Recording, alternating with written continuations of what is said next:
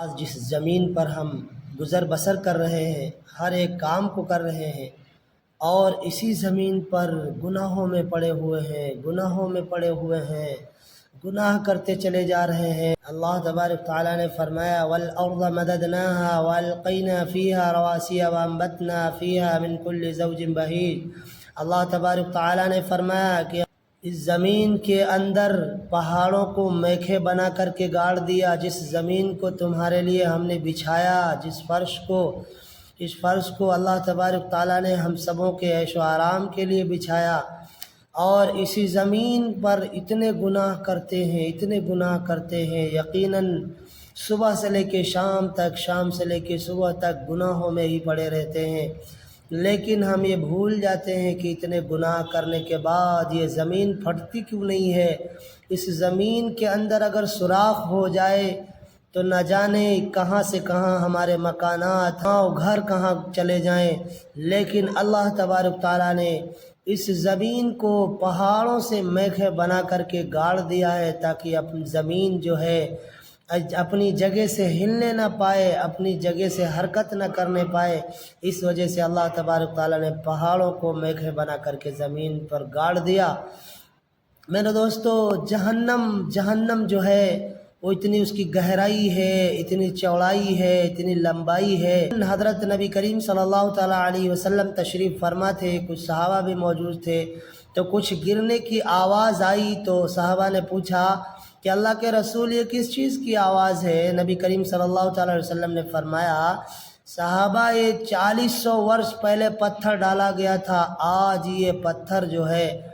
جا کر کے گرا ہے، اس کی یہ آواز ہے۔ اب آپ بتاؤ جہنم کی کتنی گہرائی ہو سکتی ہے کہ جو 400 ورष کے بعد پتھر جا کر کے گرا ہے، 400 سال کے بعد پتھر جا کر کے گرا ہے، تو آپ سوچیں کہ جہنم کی کتنی گہرائی ہوگی۔ اور یقیناً اگر ایک کنواں، ایک گڈھا یا ایک تالاب ہوتا ہے، وہ بھی اپنے آزو بازو کی مٹی کاٹتا ہے، وہ بڑھتی ہے، لیکن اللہ تبارک تعالیٰ نے ایسا نظم کر دیا ہے اس زمین کو نہ ہلنے کا، پہاڑوں کو میخیں بنا کر کے گاڑ دیا ہے تاکہ جہنم کی سائڈ کٹنے نہ پائے۔ اگر کٹ جائے گی تو جہنم کے اندر ساری زمین سما جائے گی، ساری کائنات سما جائے گی۔ اتنی گہرائی ہے تو چوڑائی کتنی ہے آپ سوچیں۔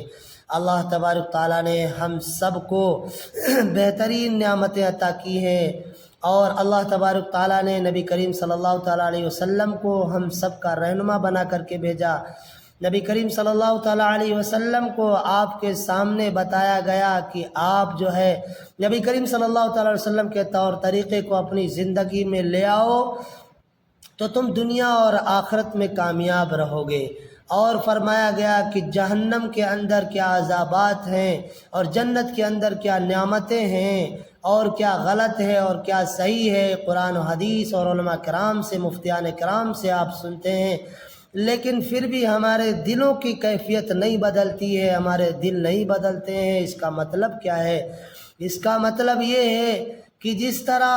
ہمارا سینہ جو ہے، ہمارا دل گناہ کر کر کے پورا سیاہ ہو چکا ہے، کالا ہو چکا ہے میرے بھائی،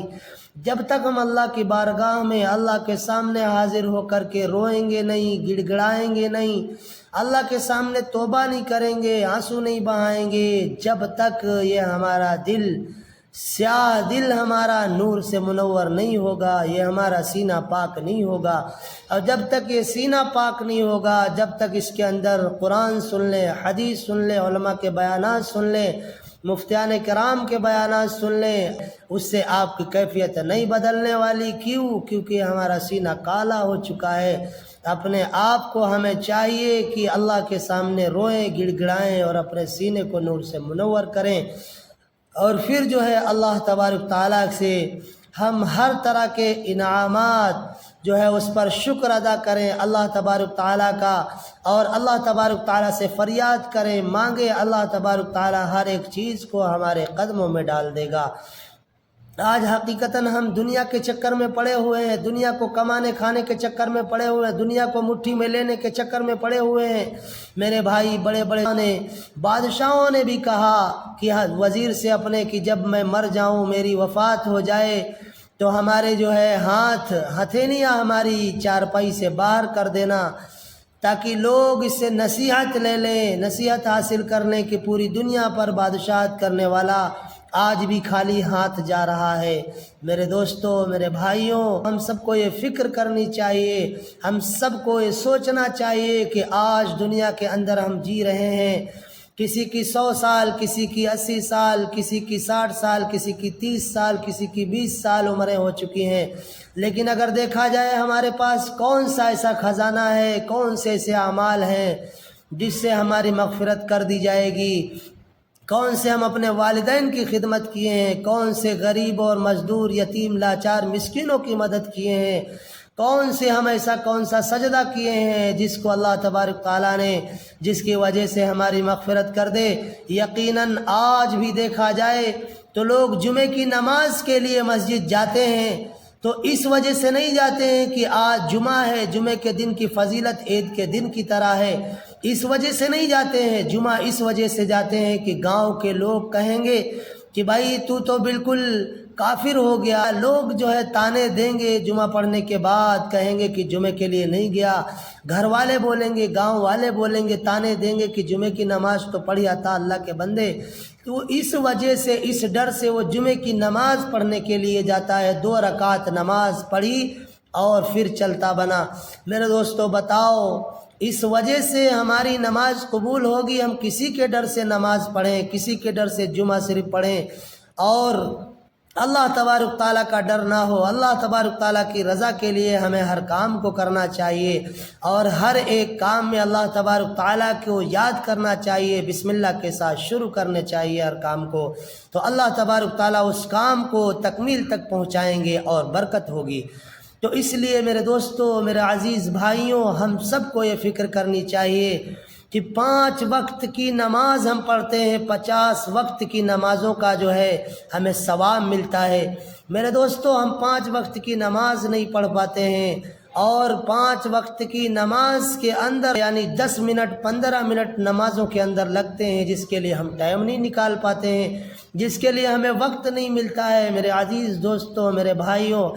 آپ کو یہ فکر کرنی ہے، ہم سب کو یہ فکر کرنی چاہیے